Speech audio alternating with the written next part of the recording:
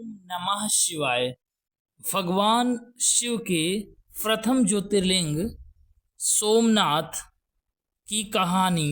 शिव महापुराण के अनुसार सोमनाथ ज्योतिर्लिंग भगवान शिव का प्रथम ज्योतिर्लिंग है। पुराणों में सोमनाथ ज्योतिर्लिंग की स्थापना की कहानी इस प्रकार से है। जब दक्ष प्रजापति ने अपनी सभी 27 पुत्रियों का विवाह चंद्रमा के साथ कर दिया तो वे बहुत प्रसन्न हुए। पत्नी के रूप में दक्ष कन्याओं को प्राप्त कर चंद्रमा बहुत शोभित हुए और दक्ष कन्याएं भी अपने स्वामी के रूप में चंद्रमा को प्राप्त कर सभी कन्याएं भी इसी विवाह से प्रसन्न थी। चंद्रमा की उन 27 पत्नियों में रोहिणी सबसे ज्यादा प्रिय थी, जिसको वे विशेष आदर तथा प्रेम करते थे। उनका इतना प्रेम अन्य पत्नियों से नहीं था। चंद्रमा की अपनी तरफ उदासीनता और उपेक्षा का देखकर रोहिणी के अलावा बाकी दक्ष पुत्रियां बहुत दुखी हुई। वे सभी अपने पिता दक्ष की शरण में गई और उनसे अपने कष्टों का वर्णन किया। अपनी पुत्रियों की व्यथा और चंद्रमा के दुर्व्यवहार को सुनकर दक्ष भी बड़े दुखी हुए।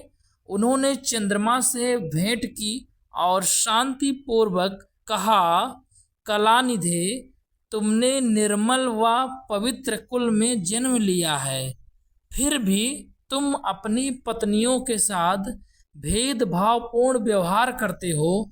तुम्हारे आश्रय में रहने वाली जितनी भी स्त्रियां हैं, उनके प्रति तुम्हारे मन में प्रेम कम और अधिक। ऐसा सौतेला व्यवहार क्यों है? तुम किसी को अधिक प्यार करते हो और किसी को कम प्यार देते हो। ऐसा क्यों करते हो? अब तक जो व्यवहार किया है वह ठीक नहीं है, फिर अब आगे ऐसा दुर्व्यवहार तुमने नहीं करना चाहिए। जो व्यक्ति आत्मीयजनों के साथ विषमयपूर्ण व्यवहार करता है उसे नरक में जाना पड़ता है। इस प्रकार प्रजापति दक्ष ने अपने दामाद चंद्रमा को प्रेम पूर्वक समझाया और चंद्रमा में सुधार हो जाएगा, ऐसा सोच प्रजापति दक्ष वापस घर लौट आए। इतना समझाने पर भी चंद्रमा ने अपने ससुर प्रजापति दक्ष की बात नहीं मानी। रोहिणी के प्रति अतिशय अतिशक्ति के कारण उन्होंने अपने कर्तव्य की अवहेलना की तथा अपनी अन्य पत्नियों का कुछ भी ख्याल नहीं रखा और उन सभी से उदासीनता रहे। दोबारा समाचार प्राप्त कर प्रजापति दक्ष बड़े दुखी हुए। वे पुनः चंद्रमा के पास आकर उन्हें उत्तम नीति के द्वारा समझाने लगे। दक्ष ने चंद्रमा से न्यायोचित बर्ताव करने की प्रार्थना की। बार बार आग्रह करने पर भी चंद्रमा ने अवहेलना पूर्वक जब दक्ष की बात नहीं मानी, तब उन्होंने चंद्रमा को श्राप दे दिया। दक्ष ने कहा कि मेरे आग्रह करने पर भी तुमने मेरी अवज्ञा की है, इसलिए तुम्हें क्षय रोग हो जाएगा।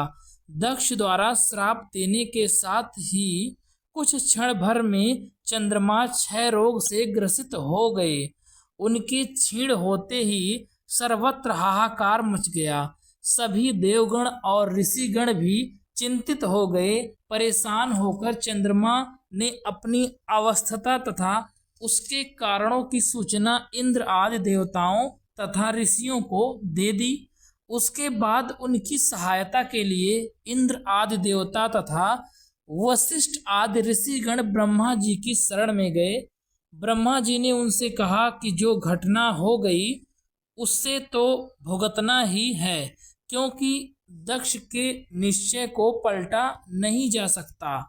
उसके बाद सभी ब्रह्मा जी ने उन देवताओं को एक उत्तम उपाय बताया।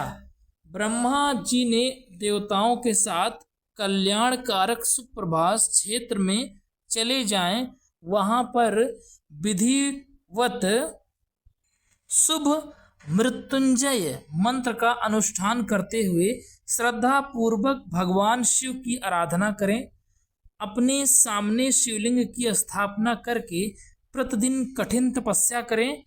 इनकी आराधना और तपस्या से जब भगवान भोलेनाथ प्रसन्न हो जाएंगे तो वे उन्हें क्षय रोग से मुक्त कर देंगे।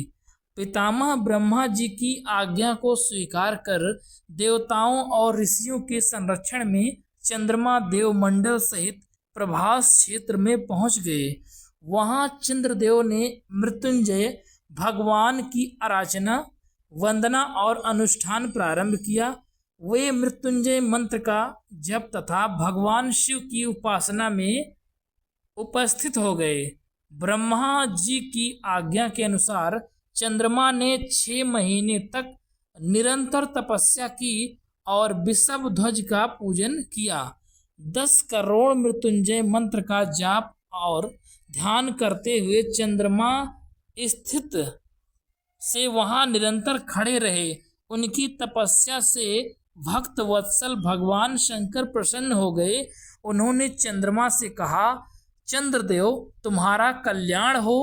तुम जिसके लिए यह कठोर तप कर रहे हो उस अपनी अभिलाषा को बताओ।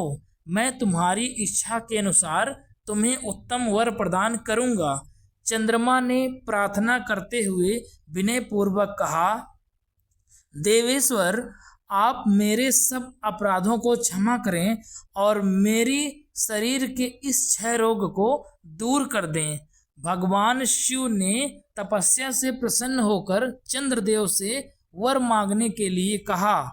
इस पर चंद्रदेव ने वर मांगा कि हे भगवान, आप मुझे इस श्राप से मुक्त कर दीजिए और मेरे सारे अपराध क्षमा कर दीजिए। इस श्राप को पूरी तरह समाप्त करना भगवान शिव के लिए भी संभव नहीं था, अतः मध्य का मार्ग निकाला गया। चंद्रदेव तुम्हारी कला प्रतिदिन एक पक्ष के लिए क्षीण हुआ करेगी, जबकि दूसरे पक्ष में प्रतिदिन वह निरंतर बढ़ती रहेगी। इस प्रकार तुम स्वस्थ और लोक सम्मान के योग्य हो जाओगे। भगवान शिव की कृपा रूपी प्रसाद प्राप्त कर चंद्रदेव बहुत प्रसन्न हुए। उन्होंने भक्ति भाव पूर्वक शंकर की स्तुति की। ऐसी स्थिति में निराकार शिव उनकी दृढ़ भक्ति को देखकर साकार लिंग के रूप में प्रकट हुए और संसार में सोमनाथ ज्योतिर्लिंग के नाम से प्रसिद्ध हुए। ओम नमः शिवाय।